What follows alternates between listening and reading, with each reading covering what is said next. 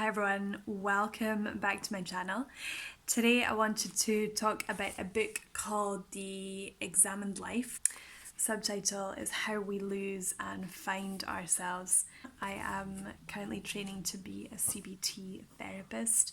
One of my classmates couldn't stop going on about this book, so I finally got him to lend it to me last week. I felt a bit pressured to actually read it and to get it back to him, so I absolutely inhaled the book this week.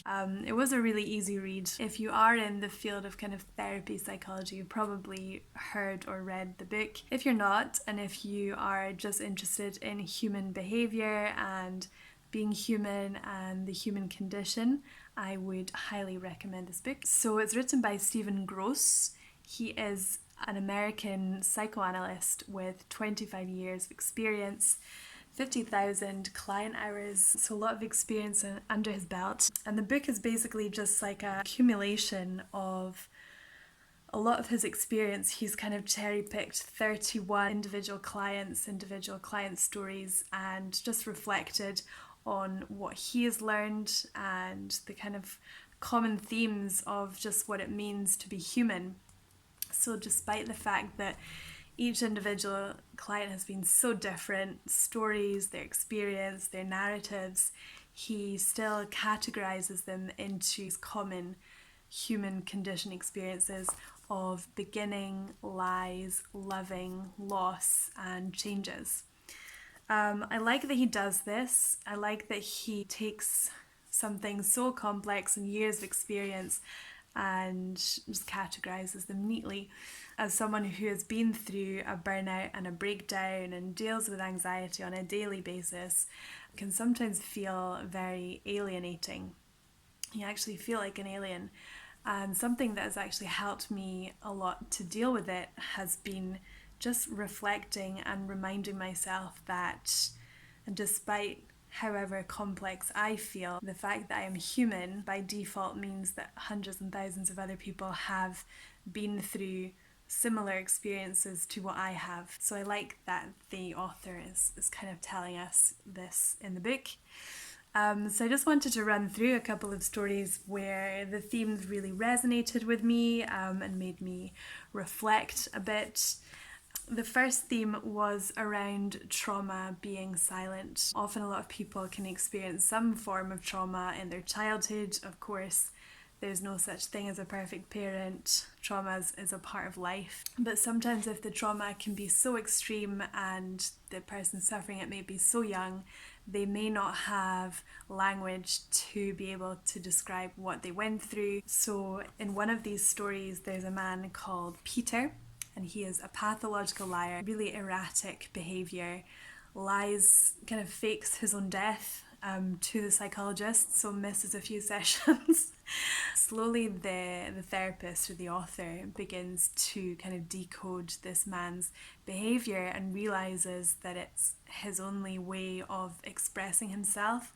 This behaviour is the way that this man communicates what he's feeling inside. So it's quite sad, but it's also quite interesting. One of my favourite quotes in the book is linked to the story: childhood can leave us with experiences we never find a way to voice. So ultimately, if we can't really put language on experiences we may have felt, these experiences can show up in our behaviour as adults. They can show up kind of subconsciously in our dreams. They can show up as physical symptoms. So it's really just around the importance of being able to put language onto difficult experiences that we might have been through. Another story kind of linked to this theme of trauma and childhood was around a girl, 6 years old. She was writing a card for a teacher who she loved, and in the card she wrote, "Dear teacher, I love you more than my mum." And the father saw this card and he was very angry, and he told the girl to rub out the wording and to change the wording or to make a new card. The girl couldn't really understand why the father was so angry, but she obviously did what she was told, and she kind of took that experience and kind of locked it up inside her. Ultimately, we learn through the book that the girl did love her teacher. She didn't have a good relationship with her mum, So the girl was just kind of speaking her truth. But the fact that she upset her father by doing this, she kind of went through her life. We fast forward into her 20s and 30s, and we can see that this woman is really incapable of making decisions for herself, understanding her own feelings, her own emotions, because she was basically conditioned to disassociate from her own feelings. And I think it's quite common. Again, it's realizing that potentially past experiences really can affect us as adults if we're unable to really go back and reflect and understand them. Also, thinking about this pathological liar, it made me think about a book I read recently. The book is called What Happened to You. It was written by Oprah Winfrey and a psychologist. I can put it down below. It's again kind of reflecting on the idea that trauma is very invisible and it can affect people in everyday life. It can make people behave very strangely, erratically, can lead to addiction, can lead to lots of problems in life. So this notion of changing our mindset from judging people and asking, why are you behaving like that? What are you doing? Why are you behaving like that? And understanding that whatever bizarre behaviour that you're witnessing is the tip of an iceberg. And it's actually about changing our mindset to asking what happened, like what is beneath the depths of this erratic behaviour. And there's always reasons for it. Another theme I thought was really prevalent, and we talk about a lot in therapy and counselling, is how change incorporates gain but also loss, which is not something I ever really thought about before. How, I don't know, maybe you go into a big change in your life, you're actually stepping into a new version of yourself and you're losing, you're mourning another part of yourself. So one of the stories in the book was around Marissa Panigrosso. So she was a woman who survived 9/11.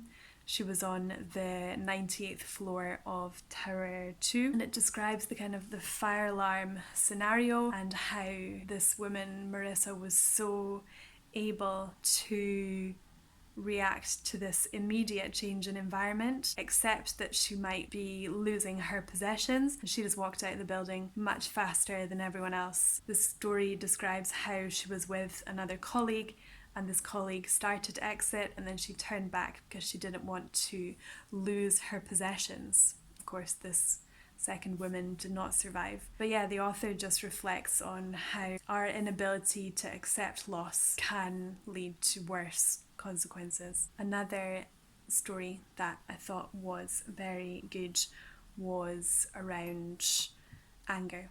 The author describes how he was treating a little boy who was just really angry, really violent, really uncontrollable behaviour, and the boy kept spitting in the therapist's face, which would be really difficult to deal with. And eventually the therapist steps out of his own anger and talks to the boy about sadness, and eventually the boy kind of agrees and he realises that beneath all of his anger and all of his violence there is actually sadness. And it did make me reflect on my own experience with anger. Certainly going through this burnout and breakdown, there's been a lot of changes. I've actually held on to a lot of anger with someone.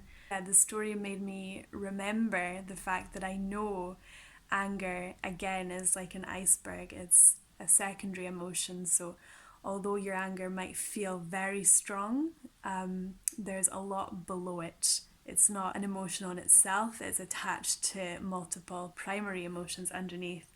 And a lot of that actually can be sadness. So although it might be easier to stay in a position of anger, sometimes slowing down and accepting that there may be sadness underneath that anger was a good point to reflect on for me. So there were lots of other stories, but I thought I would just tap on a few which were quite prevalent to me. And so I hope you enjoy the book. Go and get it, or ask my classmate if you can borrow it off him. And I hope you have a very good week. Bye.